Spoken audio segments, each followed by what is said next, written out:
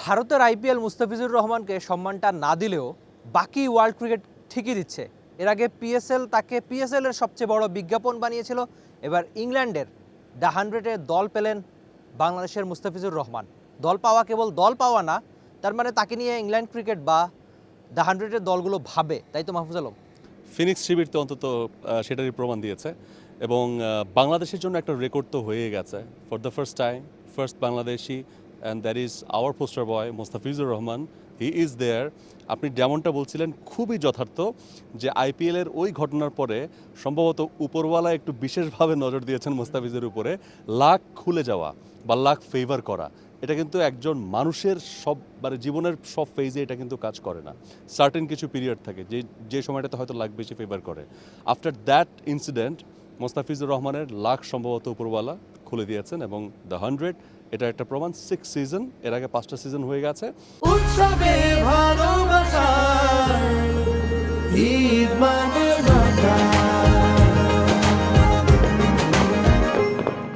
এবং মোস্তাফিজুর রহমানের দলে যারা আছেন ভালো কিছু ক্রিকেটাররা কিন্তু সেখানে রয়েছেন। উইল স্মিডের মতো ক্রিকেটার রয়েছেন যিনি এক সিজনে হাইয়েস্ট রান গেটার 387 2022 সিজনে তিনি করেছিলেন। তার টিমমেট দ্য পজম্যান ওসমান তারেক তিনি আছেন, তার সঙ্গে উড রয়েছেন। সো ভালো একটা টিম কিন্তু মোস্তাফিজুর রহমান পেয়েছেন।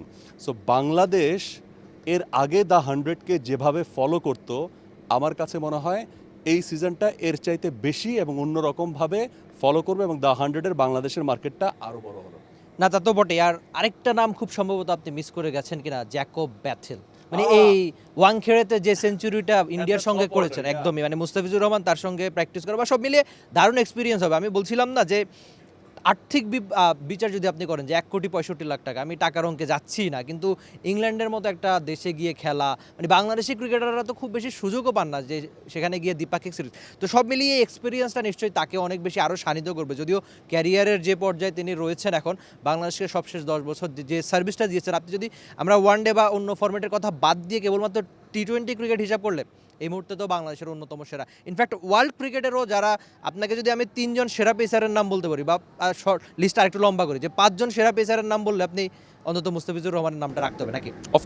Of course no doubt. এবং ইউ পারফেক্টলি সেড যে তার পারফরমেন্সটাকে আরও বেশি শানিত করবে, এটা খুব বেশি ইম্পর্টেন্ট। কারণ টি-20 ফরম্যাটের যে কম্পিটিশনগুলোতে বাংলাদেশ অ্যাটেন্ড করছে, বাংলাদেশ যে ম্যাচগুলো খেলছে বা আইসিসির ইভেন্টগুলোতে অ্যাটেন্ড করছে, সেই জায়গার চাইতেও আরও বেশি শর্টার হচ্ছে 100।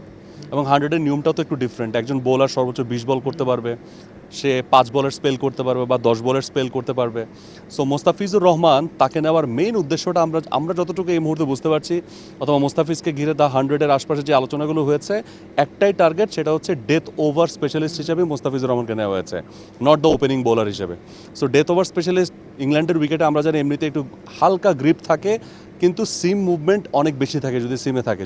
যদিও 100-এ একটু ব্যাটিং প্যারাডাইজ উইকেট করা হয়, তো যেখানে প্রত্যেকটা বলকে চার্জ করার জন্য ব্যাটাররা মরিয়া থাকেন, টি-20-র আরও মার্কাটারের ফরম্যাট হচ্ছে, টি-20-র পরে আরও বেশি মার্কাটারের ফরম্যাট দ্য 100। সো ওইখান থেকে যে রেজিলিয়েন্স এবং যে ধরনের রেজিস্ট্যান্স মোস্তাফিজুর রহমান সেখান থেকে শিখবেন বা নেওয়ার চেষ্টা করবেন বা আরও টাইট হওয়ার চেষ্টা করবেন, সেটা টি-20 ফরম্যাটে অনেক বেশি হেল্প করবে। এবং আপনি যেটা বললেন যে আরও বেশি শানিত হওয়া, কারণ আরও ছোট ফরম্যাটে আপনি যখন আরও টাইট হওয়ার অভ্যেসটা করবেন, সেটা আপনাকে হেল্প করবে লঙ্গার ফরম্যাটে, মানে এর চাইতে আরেকটু লঙ্গার ফরম্যাট টি-20, তার চাইতে আরেকটু লঙ্গার ফরম্যাট ওয়ানডে, এগুলোতে আপনাকে আরও বেশি হেল্প করবে।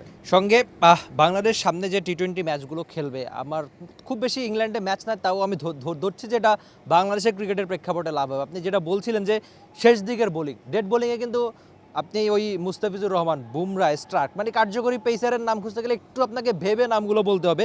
তো সেই হিসাবে সবশেষ অন্তত আমি ওই 5-6 বছর বা 10 বছরের হিসাবে যাচ্ছি না। আপনি যদি শেষ 2 বছরের হিসাব করেন, আইপিএলের নিলামও কিন্তু তাকে নিয়ে কাড়াকাড়িটা হয়েছিল ডেড বোলিংয়ের জন্যই।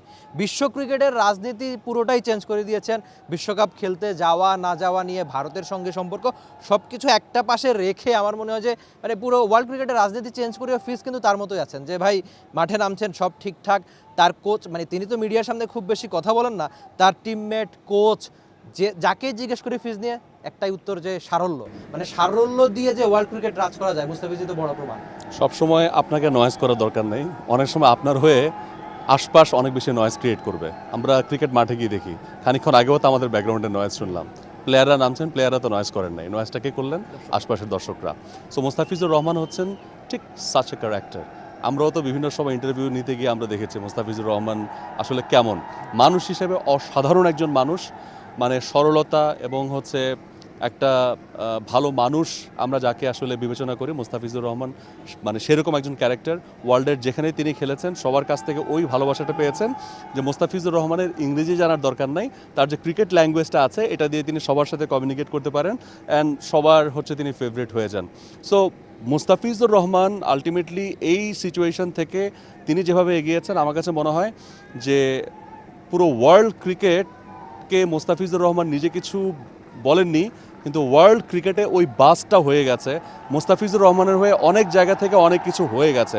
That's enough for Mustafizur Rahman and we are so proud of him. For the first time one Bangladeshi he is going for the 100 এবং টিম মানে ফিনিক্সে তিনি হয়তো বা মানে ফিনিক্স পাখির মতোই তার একটা মানে সেখানে আমরা প্রত্যাবর্তন দেখব।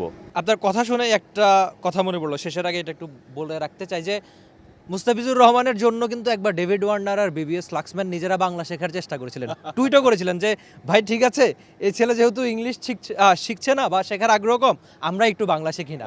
তো ডেভিড ওয়ার্নার আর বিবিএস লাক্সম্যানকেও বাংলা ভাষা শিখতে বাধ্য করেছিলেন এই মুস্তাফিজুর রহমান। তো সব মিলিয়ে আমরা দুজন আশা করছি যে মুস্তাফিজুর রহমান ইংল্যান্ডে গিয়েও দারুণ করবে, নিশ্চয়ই সেই সহজ সরল ফিজের অসাধারণ পারফরমেন্স আপনিও ইংল্যান্ডে দেখতেই চাইবেন। For more updates, subscribe to our YouTube channel and click on the bell icon. Follow us on Facebook and Instagram. Download T-Sports app to enjoy exciting games and highlights. Visit tsports.com.